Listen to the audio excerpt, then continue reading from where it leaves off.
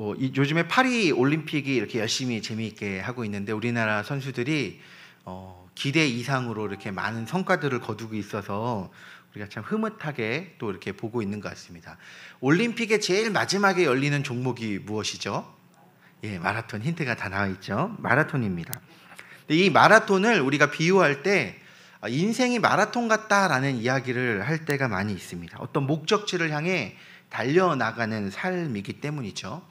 이 마라톤이 42.195km를 달려나가는데 엄청나게 이 뛰는 과정이 엄청나게 힘들다고 합니다. 그러니까 이 42.195를 100m를 평균 17초 속도로 계속해서 달려야지만 되는 페이스라고 하더라고요. 그러니까 이게 선수들도 쉽지 않고 일반인이 하기에는 더더욱 쉽지 않은 과정인 거죠.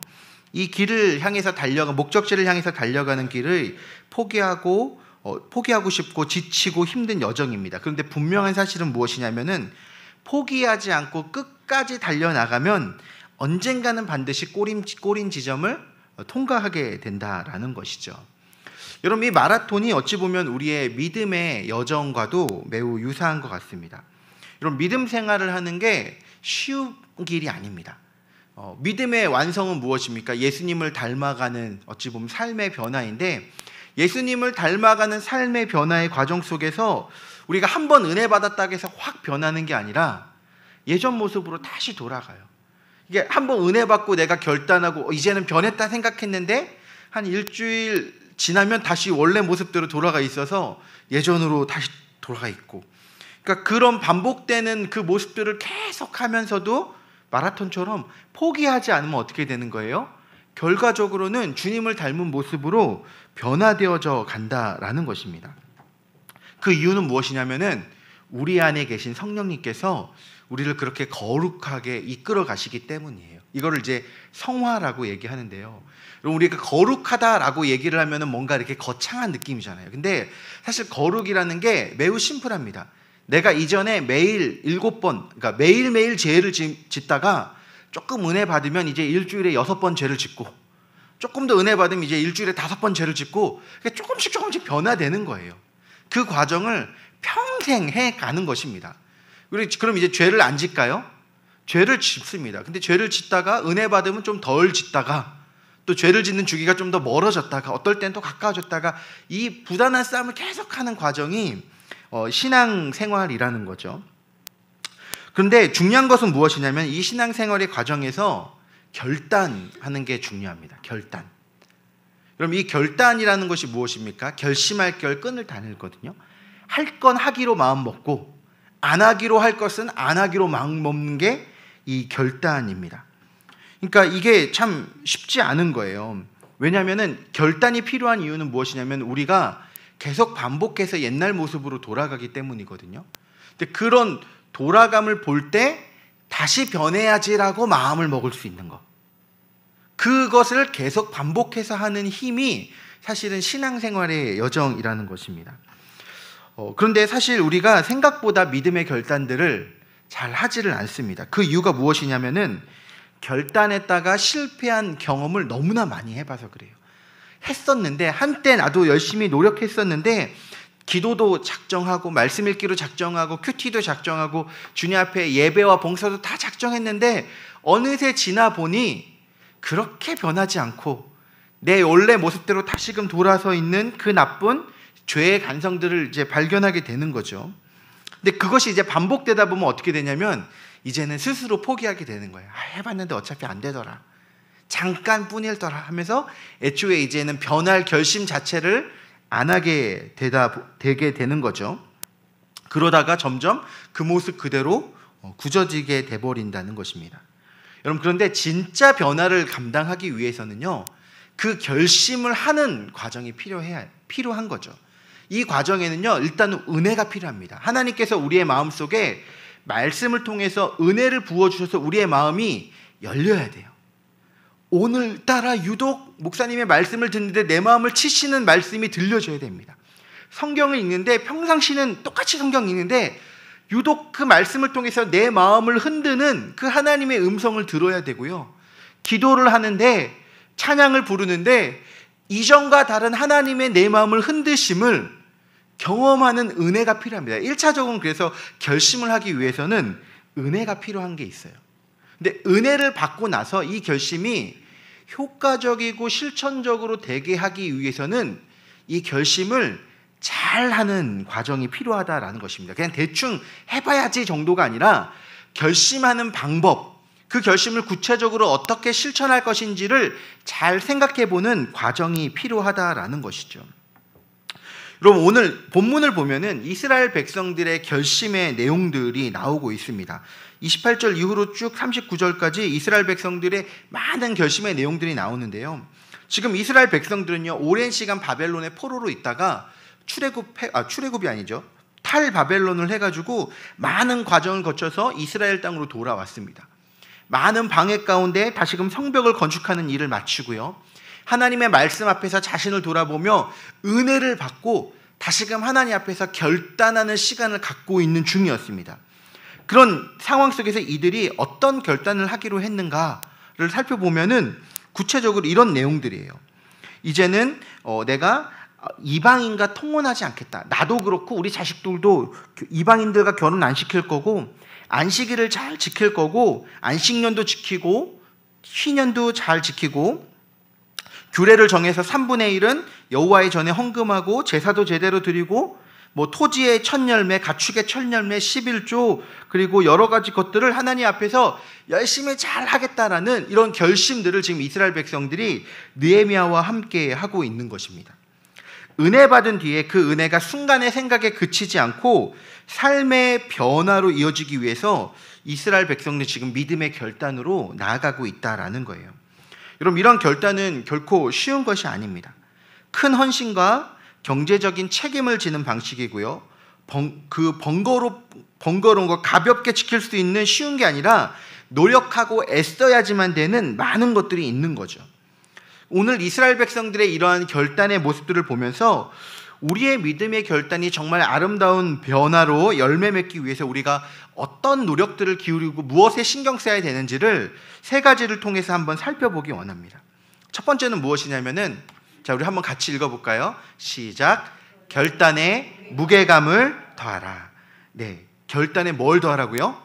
무게감을 더하라는 것입니다. 여러분, 이스라엘 백성들이요, 지금 결단을 하는데 이 결단을 어떻게 하냐면 혼자 조용히 내가 지켜야지 하지 않고요, 공적이고 확증해가지고 규례를 정해가지고 함께 지키기로 결의했다라는 것입니다. 우리 28절 말씀 한번 같이 읽어볼게요. 38절 말씀 읽어보겠습니다. 우리가 이 모든 일로 말미암아 이제 견고한 언약을 세워 기록하고 우리 방백들과 레위 사람들과 제사장들이 다 임봉하나이다 하였느니라. 그러니까 이런 여러 결단들을 하나님 앞에서 하기로 지금 어떻게 한 거냐면, 일단은 언약을 맺었어요. 규례를 맺고 언약을 맺고 사람들이 다 보는 앞에서 약속을 하고 서명을 해가지고 내가 이거 반드시 지키겠습니다 라는 식으로 이런 어떤 공적 과정을 거쳤다라는 거죠. 그러니까 공식화했다라는 거예요. 그리고 그 구체적인 10장 1절부터 27절까지의 내용은 임봉했던 사람들의 명단이 쭉 나오고, 그 이후를 보면은 이 언약의 구체적인 내용들도 이제 나오게 되는 것이죠. 여러분, 왜 이렇게 구체적으로 하는가, 그리고 왜 이렇게 공적으로 하는가 하면은, 우리가 공적으로 하지 않으면 금세 연약해지는 존재이기 때문입니다. 여러분, 제가 이건 아주 예전 일인데 최근에 또 한번 다시 봤어요. 그 유튜버 중에 매우 뚱뚱한 맥랩이라는 유튜버가 있거든요. 이렇게 힙합 음악을 하는 사람이에요. 근데 이 사람이 몸무게가 147kg, 146kg였습니다. 그런데 이제 구독자들한테 공언을 한 거예요. 내가 3개월 동안에 100kg 이내로 만들지 않으면 내 채널을 폐해야겠다. 이 사람이 한 15만 명의 구독자를 가지고 있는 유명 유튜버였거든요. 그리고 나서 3개월이 지났는데 어떻게 됐냐면은, 보셨죠? 99kg를 만들었습니다. 그리고 제가 이걸 딱 보고서 와, 대단하다. 나도 다시 한번 해봐야겠다라는 생각을 했어요.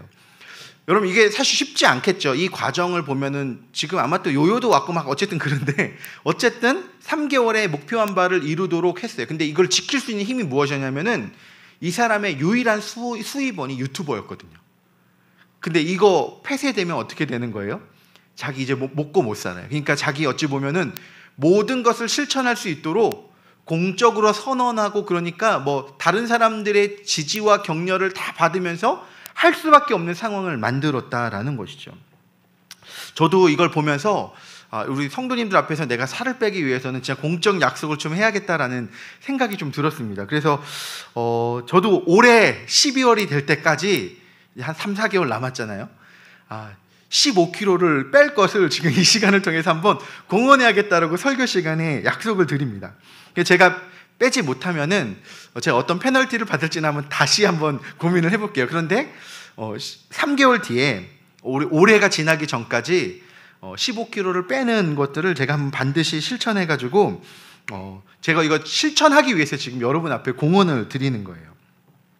여러분, 사실 굳이 번거롭게 어떤 외적인 의식을 치르지 않고 혼자 내 마음속에서 내가 지키면 되지라고 결단할 수도 있어요. 근데 내 마음이고 내 중심이니까 내가 알아서 하면 되지라고 생각할 수 있는데요. 여러분, 제일 지키기 힘든 게 무엇입니까? 바로 우리의 마음입니다.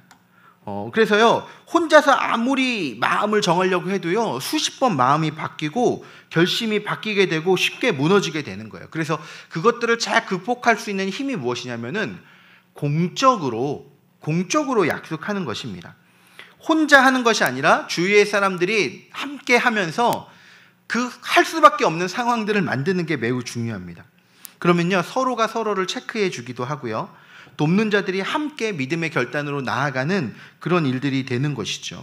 그래서 여러분들도 어떤 믿음의 결단들, 하나님 앞에서 내가 작정하는 바가 있으면 내가 혼자 해봐야지, 내가 이거 못 지키면 부끄럽잖아, 이럴 게 아니라 신뢰할 수 있는 믿음의 지체들에게, 교회 공동체의 구성원들에게 함께 이야기를 하십시오. 나 이제 성경 읽을 건데 같이 5장씩 읽자. 이러면은 혼자 읽으면 못 읽어도 같이 읽자 하면 하게 돼요. 우리 매일매일 이렇게 같이 기도해 봅시다. 같이 서로를 약속하고 붙들어주고, 나 혹시 내가 안 하면은 내가 화 안 낼 테니까 나한테 쓴소리도 해줘, 이렇게 얘기도 하고 그러면은 그 구체적인 믿음의 결단이 실천될 수 있는 확률이 훨씬 더 커지게 되는 것이죠. 우리의 결단에 그런 의미에서 무게감을 더해야 된다라는 것입니다.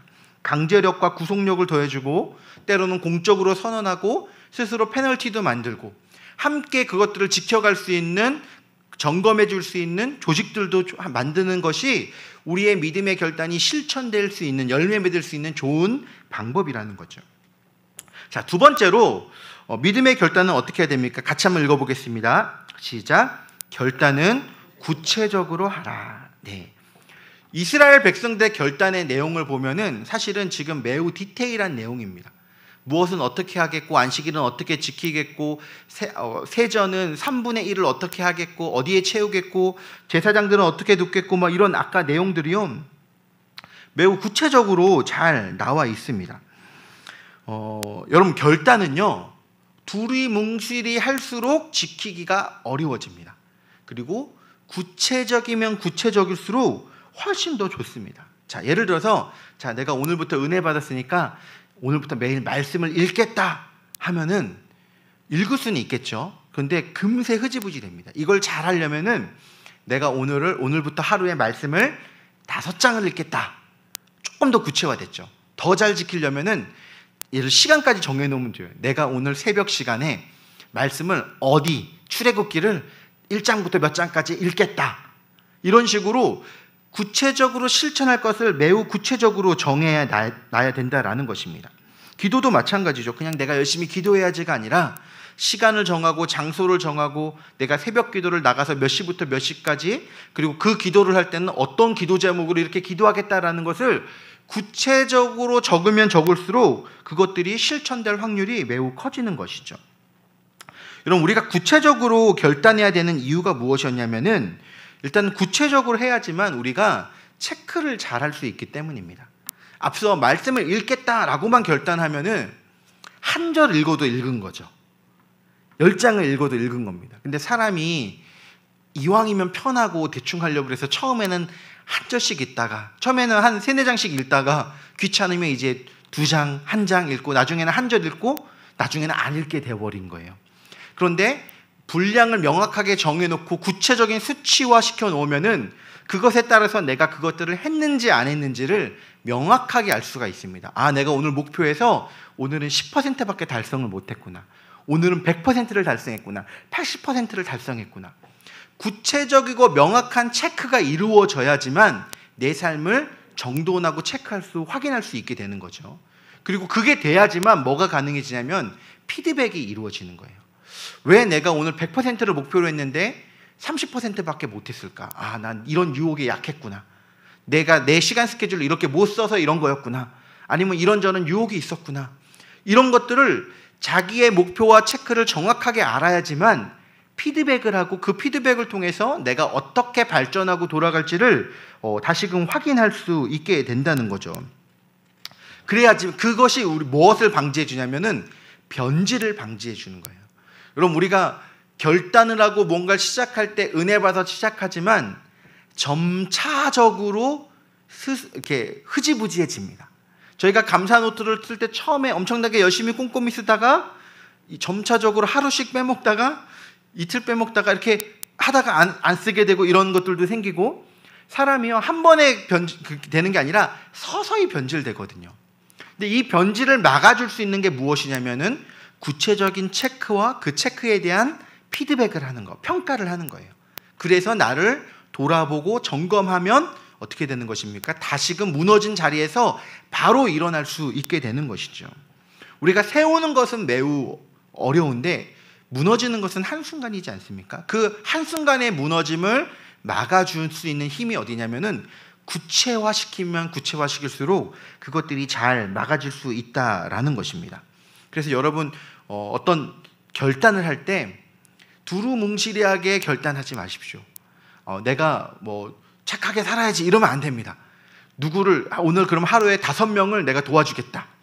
내가 오늘은 나쁜 말을 안 해야지가 아니라 3번 미만으로 욕하겠다. 혹은 칭찬을 몇 번 하겠다. 이런 식으로 구체화된 수치를 통해서 내 삶을 어떻게 바꾸어 나가실지를 준비하면 준비할수록 우리의 결단이 더욱 힘이 있고 우리를 실제적으로 변화시키는 힘이 될 것입니다. 세 번째로 우리가 잘 변화되기 위해서는요, 우리 한번 같이 읽어보겠습니다. 시작. 하나님의 공동체를 세우는 결단에 힘쓰라. 아멘. 이스라엘 공동체의 결단의 모습을 보면은 특이한 점이 있는데 무엇이냐면은 하나님의 전을 위한 결단들이 매우 구체적으로 반복적으로 많이 나와 있다라는 점입니다. 제가 읽지는 않겠지만 오늘 본문에 보시면은 32절부터 39절까지 여기 빨간색으로 보면은 하나님의 전을 위해서 어떻게 하고 하나님의 전을 위해서 어떻게 하고라는 내용들이 계속적으로 반복해서 나옵니다. 그러니까 지금 이스라엘 백성들의 신앙의 결단이 개인을 위한 결단이기도 하지만 사실 이 결단이 무엇이냐면은 하나님의 전을 위한 결단이라는 거예요. 39절 마지막에 보면 그래서 이들이 뭐라고 얘기합니까? 그리하여 우리가 우리 하나님의 전을 버려두지 아니하리라. 그러니까 이스라엘 백성들의 모든 변화의 목적, 결단하고 하나님 앞에서 작정한 모든 목적은 무엇이 있냐면 하나님의 전을 다시금 바로 세우는 데에 맞춰져 있었다라는 것입니다.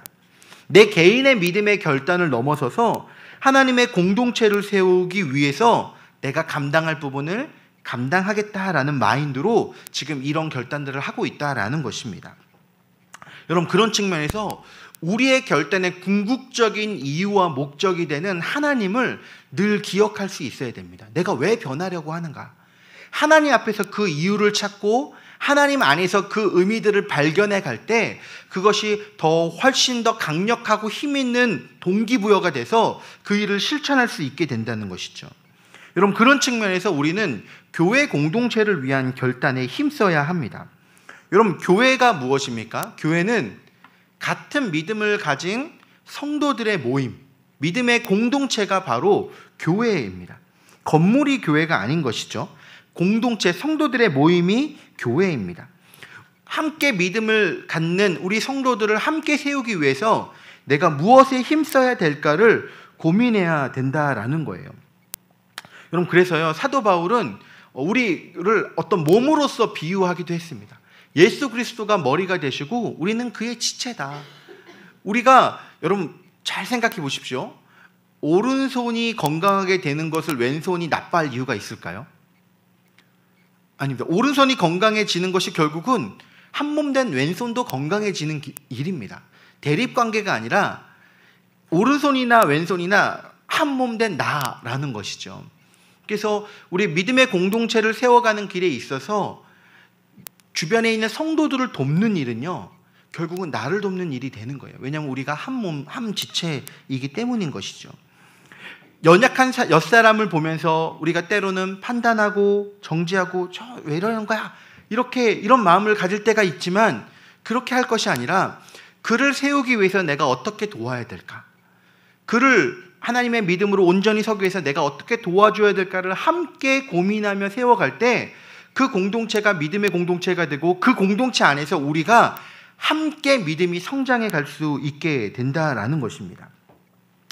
여러분, 특별히 우리 교회를 위해서 우리가 공부할 때 사소한 거 하나하나도 내가 무엇인가에 동참하는 게 매우 중요합니다. 여러분, 지금이 사실 적기거든요. 교회에서 8월 말까지 사역봉사 신청서를 받고 있잖아요. 그냥 지나가면 그런데 사소한 거 하나라도 여러분들이 신청하시기 바랍니다. 뭘 해야 될지 모르겠으면 일단 중보기도 신청하시고요. 전도대 신청하시고요. 아니면 내가 성가대 내가 노래가 자신이 없다 그러면은 다른 어떤 사소한 일들이 있잖아요. 다른 어떤 일이라도 할 수 있는 분량 안에서 감당하기로 결단하고 작정하시는 거예요. 그 일을 하면서 함께 세워지고 성장하게 되고 그 결단이 나 자신을 세우고 우리를 하나님 앞에 믿음으로 성장하게 되는 일이 된다라는 것이죠. 여러분, 교회 공동체 안에 보면 여러 사람들이 모여서 완전한 사람들이 없습니다. 각자 나름대로 부서지고 연약한 모습으로 모이게 되는 거죠. 많은 충돌이 있고 마음에 안 드는 사람, 얄미운 사람, 때로는 여전히 죄 가운데 거하는 사람도 있습니다. 그런데 여러분, 그런 사람들을 볼 때 다면적으로 보는 게 되게 필요해요. 이 다면적이라는 것은 무엇이냐면은 우리가 여러 모양들을 갖고 있다라는 거예요. 저 사람은 믿음이 있다고 하면서 어떻게 저렇게 행동할 수 있어? 라는 것은 믿음은 이래야 돼 라는 기준을 가지고 그 사람의 연약함을 판단하는 거잖아요. 그런데 우리는요, 믿음 있게 나아가는 것도 우리의 진짜 모습이고 죄와 상황 가운데 유혹강에서 넘어지고 쓰러지는 것도 우리의 진짜 모습입니다. 다윗이 하나님의 마음에 합한 사람이었는데 또 한편으로는 밧세바를 빼앗고 부하를 죽인 그 모습도 다윗의 진솔한 모습이었다라는 거예요.